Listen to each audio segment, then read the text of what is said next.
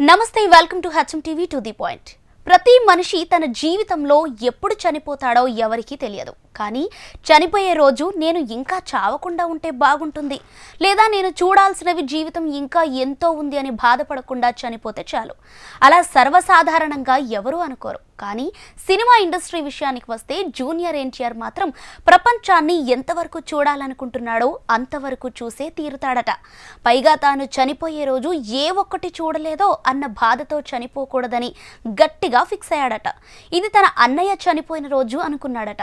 ఎందుకంటే ఆ రోజు అన్నయ్య జూనియర్ ఎన్టీఆర్ బ్రదర్ చనిపోతాడని ఎవరికీ తెలియదు.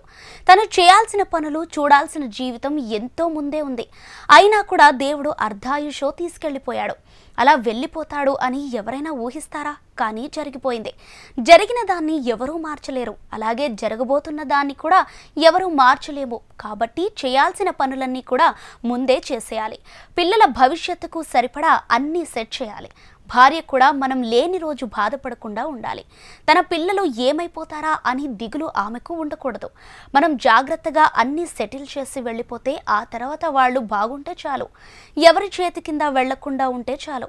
అయ్యో మా నాన్న ఉండి ఉంటే ఈరోజు మా పరిస్థితి ఇలా ఉండేది కాదు కదా అని వారు బాధపడకుండా ఉంటే చాలు. అందుకోసం ఏదైతే చేయాలో అన్నీ చేయాలి. అలా చేయకుండా వెళ్ళిపోయిన రోజు చచ్చినా బ్రతికినా ఒక్కటే. అందుకే ఖచ్చితంగా చెబుతున్నా, ఇది నాకు మాత్రమే కాదు, నన్ను ప్రేమిస్తున్న వారందరికీ చెబుతున్నా.